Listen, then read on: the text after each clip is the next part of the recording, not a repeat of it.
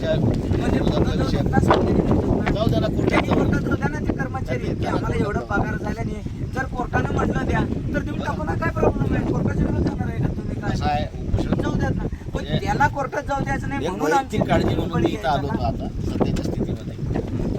कारण आम्ही संस्था चालकांना जे काही द्यायचं होतं ते दिलेलं आहे, त्यांना पत्र दिलेलं आहे. आणि उद्या आम्ही इथले जे काही म्हणजे त्यांनी जे काही तथाकथित काही मुख्याध्यापक वगैरे ज्यांना नेमलेलं आहे त्यांनाही पत्र देऊ, यांना जॉईन करून घ्या म्हणून आम्ही ते सगळं करणार. आमची जी प्रशासकीय बाजू आहे त्या पद्धतीनं आम्ही करणार. ठीक आहे. उपोषणकर्त्यासाठी काय खुलासा केला? उपोषणकर्त्यासाठी काय खुलासा होता ते काय रुजू केल्याबाबत काय खुलासा केला? संस्था चालकाशी विचारचर्चा झाली, काय झालं? तो अजून वाचला नाही मी, कारण तो आता आम्हाला मिळाला दुपारी. अजूनपर्यंत तो वाचलेला नाही आहे. तर तो वाचल्यानंतर मी सांगू शकेल त्याच्यावर. म्हणजे उद्या आम्ही त्याच्यावर पत्र काढू. त्यांनी जो काही खुलासा दिलेला आहे तो खुलासा त्यांनी आज सकाळी दिलेला आहे. आणि तो आमच्या माणसाला खुलासा त्यांना द्यायचा आदेश ह्यांना रुजू केल्यानंतरचा आहे. हां, पण रुजू करायच्या आधी तो कसा काय खुलासा दिला? कसा आहे, त्यांचा जो खुलासा आहे ना, त्यांनी काय केलं होतं की यांना रुजू करून देण्याचा जो आदेश आयुक्तांना काढला होता त्याचा एक खुलासा त्यांनी दिला होता. नंतर मग आम्ही कार्य दाखवा नोटीस त्यांना काढली होती.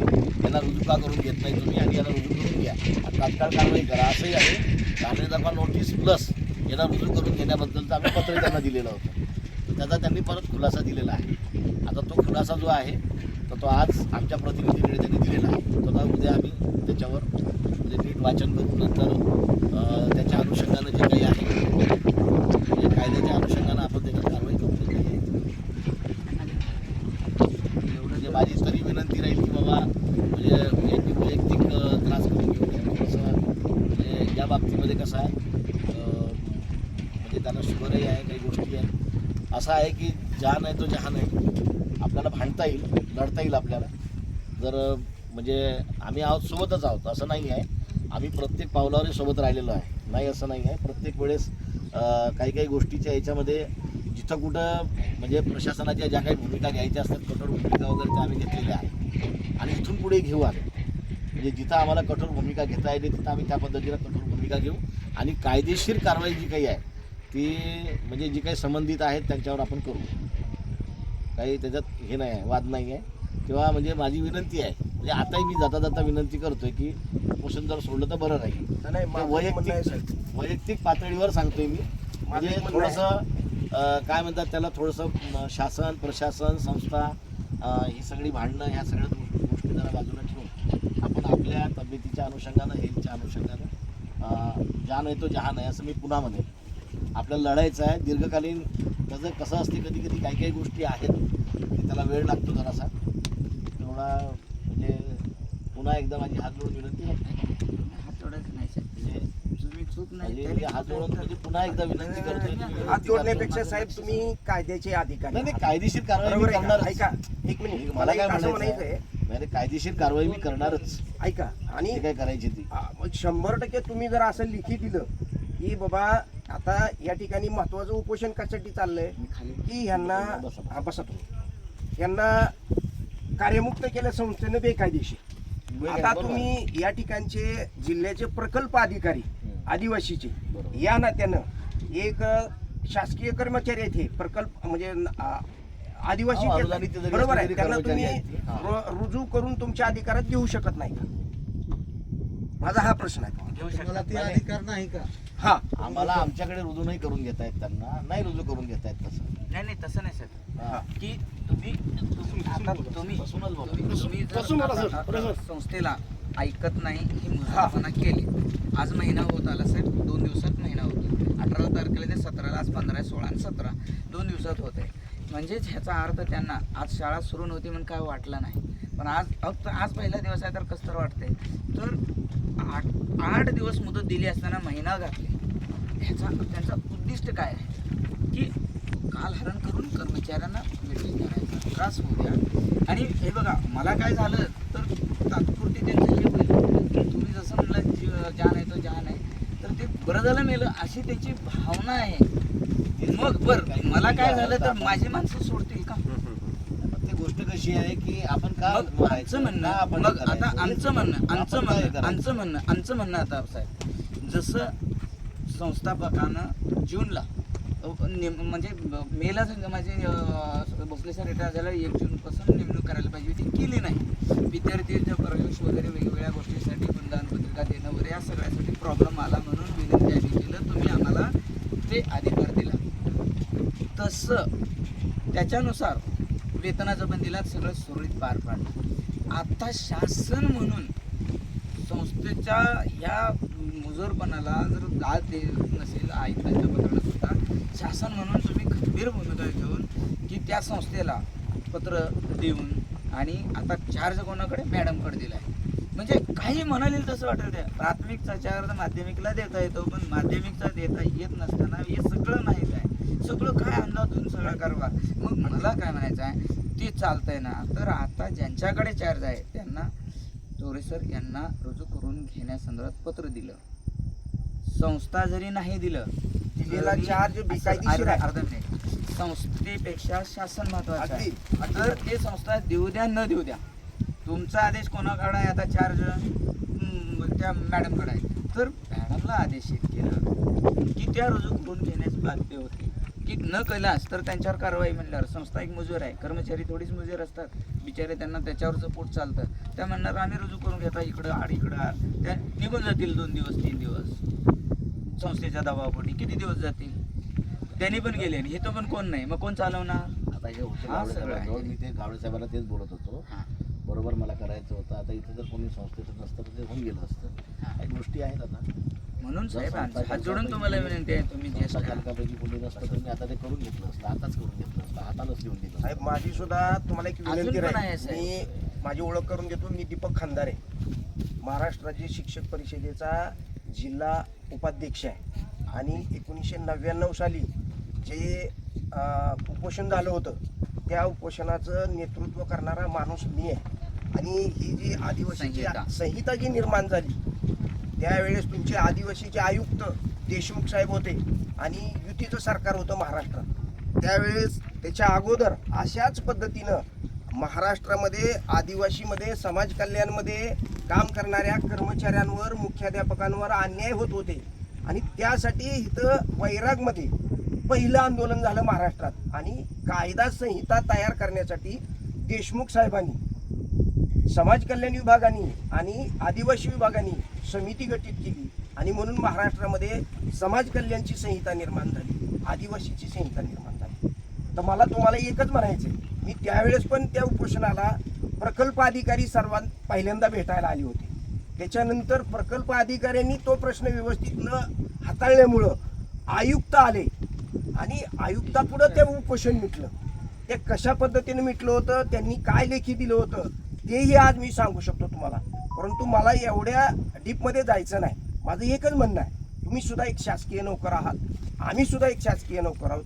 अशा प्रकारचा अन्याय या थोरे सरांवर असेल, इथं आमचे ते शिंदे सर असतील किंवा हे पाटील सर असतील, 1999 सालापासून या कर्मचाऱ्यांना मी पाहतो. आणि ही संस्था आत्ता आली, ही जी काय तुमची खानदेश माता स्वरूपान आणि काय काय स्मिता पाटील, ही जी संस्था आहे ना, ही थोरे सरांनीच आणली. ज्या थोरे सरांनी ही संस्था आणली, बंद पडलेली शाळा हायकोर्टामध्ये जाऊन सुरू करण्याचा आदेश कर्मचाऱ्यांनी आणला. ह्या थोरे सर त्याच्यात पुढाकार आहेत, शिंदे सर आहेत, हे पाटील सर आहेत. आणि ते माझा सल्ला घेत होते. त्या पद्धतीनं कर्मचाऱ्यांना न्याय मिळाला.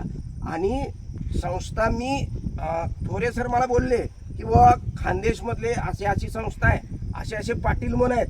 मी त्यांना एका वाक्यात सांगितलं होतं की आता जी पूर्वीची संस्था आहे बाल संस्कार केंद्र लांबोटी, मला त्यांच्यापेक्षाही वाईट लोक वाटतात. त्याचं कारण काय हे म्हणले मला, तर त्याचं कारण सांगतो. एवढ्या अंतरावरून इथं येऊन संस्था ते घेत आहेत, म्हणजे त्यांची म्हणजे काय म्हणायचं, बेकायदेशीर कामं करण्याची ताकद मोठी आहे. तर मला तुम्हाला एवढंच सांगायचं आहे साहेब, तुमच्याकडे खूप अधिकार आहेत, तुम्ही असं म्हणू नका. मला माहित आहे तुमच्या पावरच किती आहेत. शासनाचे तुम्ही शेवटच्या ह्याच्यातले ऐका, मी सांगतो जसं पोलीस स्टेशनमध्ये ऐका साहेब, ठाणे अंमलदाराला राष्ट्रपतीला जे अधिकार नाहीत ते ठाणे अंमलदाराला आहेत. FIR दाखल करण्याचे अधिकार राष्ट्रपतीला नाहीत पण ठाणे अंमलदाराला आहेत. तसं यांच्यावर FIR दाखल करण्याचे अधिकार तुम्हाला आहेत, हे मी सांगतो. कर्मचाऱ्याच्या हितासाठी जर कुठली संस्था जर कर्मचाऱ्याला वेठीस धरत असेल तर त्यांच्यावर FIR दाखल करण्याचे अधिकार तुम्हाला आहेत. मी तुम्हाला संहिता सुद्धा सांगतो. पण मला तुम्हाला एवढी एकच विनंती करायची आहे, हे उपोषण खऱ्या अर्थानं तुम्ही मिटवावं. कारण ऐका त्यासाठी मी आलो. तुम्ही हे असले संस्थापक साहेब ऐका, जे काही असेल ते असले करू. संस्थापक तुम्ही काय कितीही करायचं? बघाल, जे जे ऐकत कितीही बघाल, नाही, ऐका. तुमचे ऐकत असेल तर सरळ परंतु त्यांच्यावर गुन्हे तुम्ही- दाखल होऊ द्या. माझं म्हणणं तुम्हाला असं आहे की तुम्ही उद्या, आज राहू द्या, मनुष्यवधाचे गुन्हे दाखल त्यांच्यावर होऊ द्या. अजून यांची कपॅसिटी आहे, बसणार आहे. मात्र उद्या तुम्ही त्यांना ठोस तुमचा कायदा काय, तुमची ताकद काय ही दाखवा तुम्ही त्यांना. निश्चित मी तुम्हाला सांगतो तुमच्या कायद्याला यश येणार आणि तुमच्या तेवढ्या पॉवर्स आहे. मी एवढीच विनंती तुम्हाला करतो की तुम्ही प्रकल्प अधिकारी आहात म्हणून तुम्ही अगदी जबाबदारीनं हे उपोषण मिटवावं, अशा प्रकारची मी विनंती तुम्हाला करतो. कायदा कारण मी या ठिकाणी आयुक्तांचे जे आदेश आहेत ते पण वाचलेले आहेत. मी तुम्हाला सांगितलं की मी 1999 पासून या आदिवासीच्या कर्मचाऱ्यांचं नेतृत्व करणारा माणूस आहे. त्याच्यामुळं तुम्ही असं म्हणू नका, तुम्ही उद्या न्याय द्या, पण न्याय जरूर द्या. एवढीच विनंती करतो आणि मी थांबतो. साहेब 1 मिनिट. उद्या जर आमच्या या कर्मचाऱ्याला जर काही कमी जास्त झालं तर आम्ही सोडणार नाही. आणि दुसरी अगदी गोष्ट 100% उद्यापासून मी सकाळपासून 100% माझं रजा मला काय म्हणायचं आहे की मला आम्ही कमी जास्त आंदोलनाला होण्याची बसणार वाट- आहोत. मला माझ्याकडे नाही आहे. मी सुद्धा असं असणार आहे. वाट नाही पाहिलेली कमी जास्त होण्याची. मी आज आलो ना, माझ्या नाही, दिवसभराचं माझी नाही, पण आज दिवसभराची तुम्ही ड्युटी ठोस करून मी आज मार्ग आलो. काढा. साहेब ड्युटी नाही उद्या काढा, ही पण तुमचं काढा. कर्तव्य आहे. असं ड्युटी नाही. तयार ही झालो ड्युटी नाही. म्हणजे कुठली? आलो ना. प्रकल्प अधिकारी म्हणजे काय? हो, ज्यावेळेस साहेब. खालच्या थराला अन्याय होतोय अगदी. तुमची ड्युटी कुठं आहे? तुमची आहे ना ड्युटी मग, संस्था आलो ना मग. चालकापाशी नाही. जाणीव आहे ना मला त्याची. हा, आणि कायदा सुंदर लिहिलेला आहे. फक्त ते हाताळण्यास जरा योग्य झाला का तर सगळं सुवर्ण क्षण निर्माण होतोय. तुम्ही काय करायला कायदा नाही, हाताळायला नाही, साहेब, 100% कमतरता आहे तुमच्यात. अगदी बरोबर. नाही कमतरता आहे 100%. एक मिनिट. कायदा सुंदर आहे. आणि बघा. तुम्ही म्हणलात, थांबा 1 मिनिट सर, एक तुम्ही म्हणलाय जहान आहे तो जहान आहे. ती जीवन गुलामगिरीत जगण्याचा अर्थ नाही. मेलेलं बरं. मी कुठं गुलाम एक जीवाला कुठं तुम्ही मरत आहे, गुलामगिरीत 10 जीवाला जगण्यास मरत आहे. भाग पाडायला लागलात तुम्ही. 10 जीवाला मरत आहे. जर धुळ्याहून तुम्हाला माणूस कसं इथे येत वाटतंय? असत, धुळ्याहून मी आज वैरागची गुलामगिरीत क्षमता, जगायला भाग नाही वैरागात पाडत आहे. क्रांतिकारी जन्मलेले आहेत. नाना निंबाळकर, रोजगार हमीचा कायदा तयार झालेला आहे. आज सरांनी संहिता पाळलेली आहे. आयुक्ताला संहिता निर्माण करण्यास भाग पाडलेला आहे. फक्त तुम्ही जी मधली आहेत ना, तुम्ही म्हणताय माझ्या हातात काय नाही, तुमच्या हातात भरपूर आहे. फक्त तुम्ही ती कायदा हाताळत नाही. तुम्ही कशाचे, मी म्हणणार नाही तुम्हाला, फक्त ह्यांना गुलामीत जगायला तुम्ही भाग पाडायला, पण तुम्ही गुलामीत जगू नका. आज तुम्हाला जी ही पोच आली ती त्या कायद्यानुसार आली, नाहीतर ही कायदा नसता तर तुम्ही आज आम्ही कुठं तरी कोणाच्या गुलामीत कुठं जगत तरी नाही, आम्ही काही तुम्ही कोणाच्या तुकड्यावर तुम्ही जगत नाही. कुठं आम्हाला नाही करू दे नाही त्याची. जगत नाही हीच म्हणतो मी, पण दुसऱ्याला का गुलामगिरीत पाडण्यास भाग पाडू नका. अजिबात तुमच्या नाही. आम्ही हातात तसंही करत तुमच्या नाही हातात आम्ही. कायदा आहे, भरपूर कायदा आहे. ती कायदा फक्त काढा, संस्था चालकाला लाईनवर आणायला तुमच्या हातात भरपूर काय आहे. ठीक आहे, आम्ही योग्य ती हा, कार्यवाही योग्य ती कारवाई करा. आणि तुम्हाला जर खरंच काळजी असेल तर त्या एकच कायद्यात धाक दाखवू शकता तुम्ही संस्था चालकाला यांना रुजू करण्यात. तुम्ही नाही म्हणू नका, सगळं कायदा तुमच्याकडे आहे. करू. सगळं आणि नाही कसं आहे, सगळं जहान नाही आहे तो बघा. जहान आहे, तुम्ही दोनदा म्हणला हो. हा, पण ती बरोबर जीवन आहे. जगण्याचा अर्थ नाही. एक दिवस वाघ घेऊन जन्मले, हो, ते सगळं मला मग कळतं, ते मेलेलं माहिती आहे, बरं. ती गोष्ट आहे. मग ते ती सगळं तुम्हाला बरोबर सगळं आहे. कायदा वाहून सुंदर जगण्याचा- लिहिलेला आहे बाबासाहेबांनी, आहे. सुंदर लिहिला आहे. आहे ना, बरोबर आहे ना. फक्त तुमच्यासारखी प्रकल्प अधिकारी तुम्ही नाही म्हणले, सर म्हणले तुम्ही नाही, पण तुमच्या गैरहजेरीत जी झाल्या तुम्ही मंजुरी दिली, तुम्ही पगार काढण्यास प्रवृत्त केला, तुम्ही आता त्यांना डबल प्रश्न बोललो विचारला, ना आम्ही त्यांना, ती काय नाही. तुम्ही ती विचाराला, गोष्ट जी पण होती. तुमच्याच कार्यालयातून सगळं तयार होतंय, आयुक्ताकडे नाही.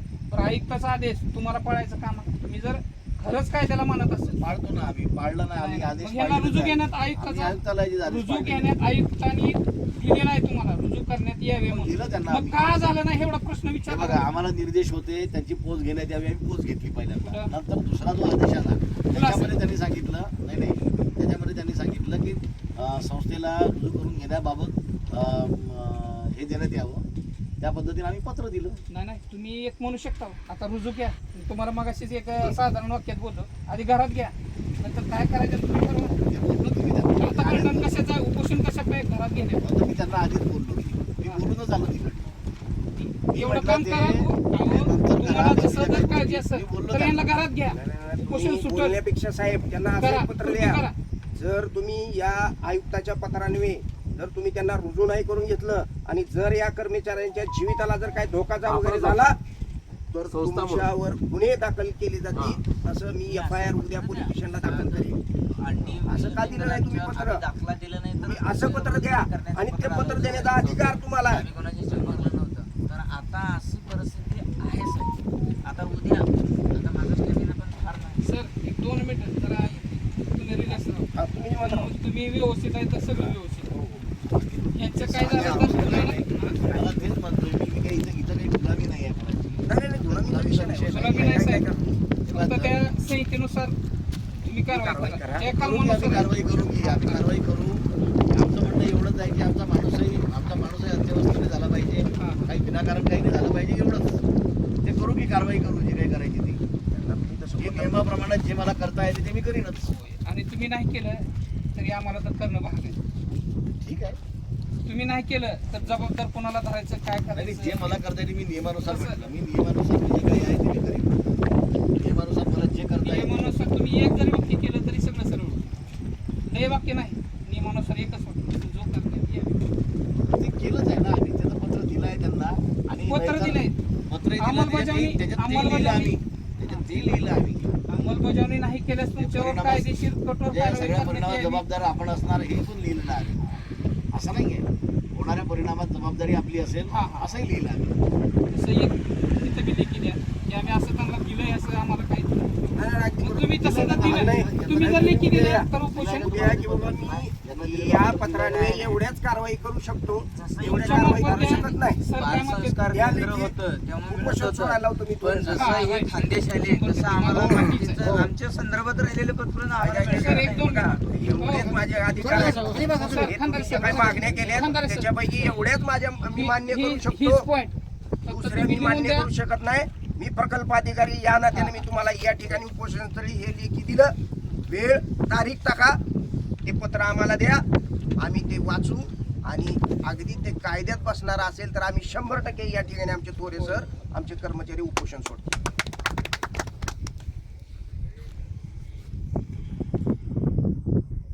तसं तुम्ही वरिष्ठाशी बी चर्चा करा आणि ती ही बाजू एवढी सर म्हणले ते प्रमाणे करा हो. उपोषण. अगदी बरोबर. हे लेखी मिळाल्याशिवाय तर उपोषण सुटणारच नाही. मग भले थोरे सर म्हणतायत त्या पद्धतीनं थोरे सर असतील किंवा इथं बसलेले कर्मचारी असतील त्यांच्या जीवाला काय झालं तर संपूर्णपणे जबाबदारी ही प्रशासनाची. नंबर 1 प्रशासन आणि नंबर 2 संस्था. अशा प्रकारचं मी या ठिकाणी सांगतो. आणि संस्था म्हणजे ते नाही, हे फक्त जे हे आहेत ना कोण अध्यक्ष सचिव म्हणून जे असे पत्र देणारे ते कुणी पण असतील त्यांच्यावर सदोष मनुष्यवधाचे गुन्हे दाखल झाले पाहिजे आणि होणार. बस. धन्यवाद साहेब, तुम्ही आलात. कर्मचाऱ्याबद्दल थोडी तुम्ही भावना दाखवली त्याबद्दल मी तुमचं संघटनेच्या वतीनं आभार मानतो. मात्र तुम्हाला एकच विनंती मी करेन की हे आंदोलन तुम्ही मिटवू शकता, तुम्ही ते मिटवा.